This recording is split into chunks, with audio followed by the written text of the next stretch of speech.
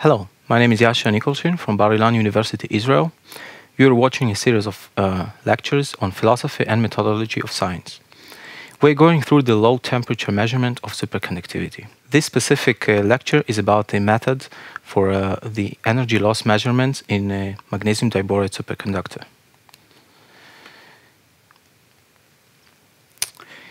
Just a reminder, what is our research question? During the whole process of research, you have to remember what is the research question all the time. So we're interested in what way energy loss, Q, in wires made of magnesium diborate, MgB2, superconductor, depends on frequency F, current amplitude I, and temperature T. Our method will be the electrical method. Let's understand what's the basic principle of this method. Our independent variables, these are the variables we are going to change, and the outcome variables, this is what we measure or calculate. This is what we are interested in. So I, the current flowing through the specimen, we're going to combine the AC alternating current and direct currents, DC. The range we're going to change this variable is from 0 to 100 amperes, and it has to be measured with 0.01% of accuracy. It's a high accuracy measurement. We're going to combine 10 different AC current amplitudes and 10 different DC current amplitudes. The temperature, as mentioned before, from 4.2 Kelvin to 45 Kelvin with 0.1 Kelvin accuracy, we will measure 10 different temperatures. And the frequency from 0, the DC, and to 20 kilohertz with 0.1 hertz resolution. We will measure 20 different frequencies. This will give us 20,000 measurements. Each combination must be measured several times to reduce the error and to make some averaging. So we're talking about at least 100,000 measurements to cover all the possibilities. The outcome variables, this is the voltage generated as the reaction of the material, the superconductor, when the current passes through it. We expect the voltage to be from 0 to 1 volt with a 0.01% accuracy. And the Q, the energy loss, is the calculated function of all of the above. So how do we get this energy loss? How do we calculate it? The electrical method. When an alternating current AC passing through the specimen, it generates voltage. By measuring both current and voltage, the energy loss can be calculated. The dissipated energy, the Q, is the integral of I multiplied by V, integral by time, from 0 to T. This is the integration time. The higher the integration time, the more precise the measurement will be. But it's more time-consuming, of course. So let's imagine we put this sinusoidal current through the specimen, the I, and the superconductor generates the voltage V on its edges in the blue. Then, by solving this integral, we have the dissipated energy over the integrated time. Of course, the energy can be only positive, and it rises with the time, since it's integration. The measured voltage, it's combined from two different parts: the resistive, the dissipative, and the inductive part, the non-dissipative. We are interested only in the resistive part, which is responsible for the energy loss. But the problem, this part is much smaller than inductive part in a superconductive, because although there is some energy dissipation, they're still very, very good conductors. So this part is very small, and it has to be distinguished from the inductive part. So extremely precise measurements is required.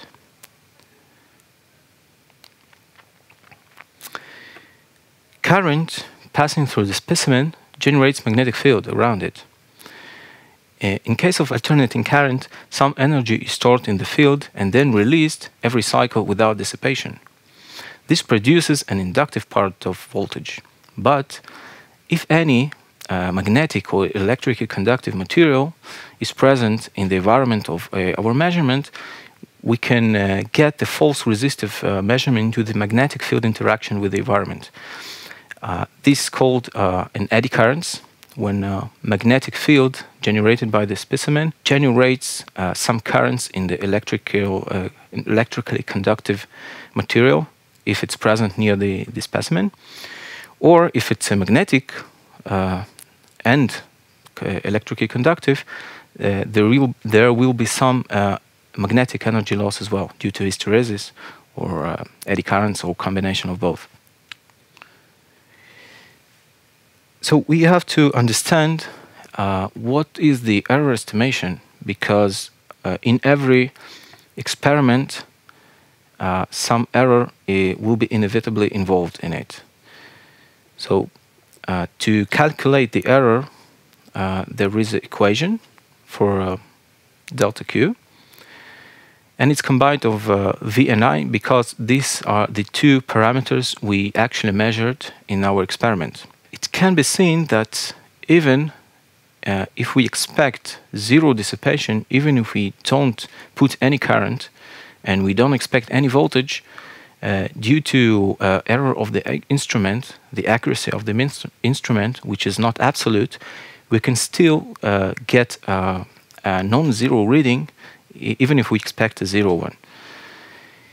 So we have to understand and to verify that our measured quantity is higher than our error during the measurement. This is very important to understand, especially in this case where there's a parasitic inductive voltage involved in the measurement. So before we start the measurement, we need to check all our instrumentation.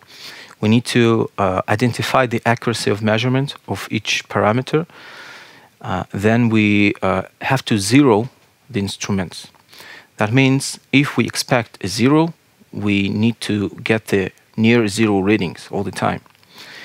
Then we have to check if any drift is present, because sometimes you zero the measurement instrument, for example a voltmeter, and with time, due to environmental facts like temperature, humidity and so on, you can see some drift involved. If it happens, you have to take it into account, to subtract it in some way if it's possible, or to control the reason why this drift is present. Then we have to measure the known values in the whole experiment range for every instrument.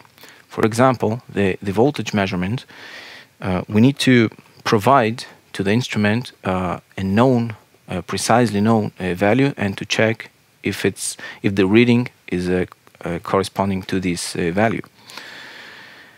And of course, for current, temperature, every parameter is involved. The very important step is to conduct a pilot study where all the results can be theoretically evaluated.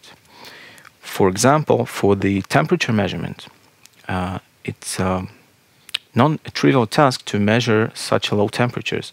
So our thermometers has to be measured and calibrated. For this purpose, all the thermometers can be immersed in liquid gas.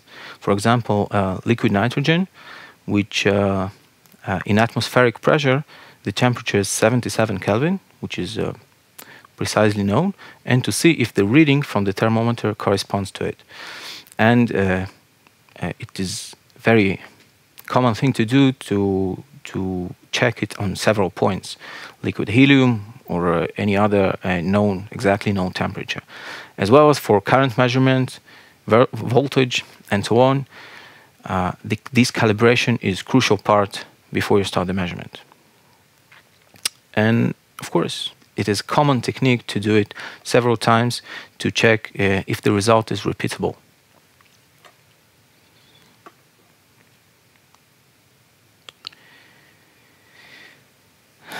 The next step is the pilot study or specimen validation. For MgB2 superconductor, the critical temperature is 39 Kelvin. It cannot be higher theoretically, so if you measure temperature is higher than 39 Kelvin, something wrong with your temperature measurement. However, if the reading is slightly lower, it's not easy to define what slightly is, but if it's not, the deviation from 39 is not so big, it can be due to some degree of impurities in the specimen itself, which probably the normal thing. And of course, the measured critical current IC at several temperatures, because these things are well described in literature, and this study was performed by various research groups, and it's very important to compare it to the values that exist in the literature. If everything was done properly and the readings fit the expectation and compared to the literature, then we can proceed to the next step to play with our variables and to measure the unknown things, the energy loss, which is unknown by now. However, the energy loss in MgB2 superconductor was measured by other groups as well, but in this specific research, we drastically extend the ranges of the variables. Usually, the measurement of the losses were done for a very low frequency range. Because of the possible applications for magnetic energy storage or cable, where some modulation techniques are involved, the higher frequencies are involved. That is why we extend the ranges for the frequencies and current amplitudes. So we can add to the pilot study the measurement of energy loss for the ranges that are described in literature. And after everything is done, we can go to our experiment.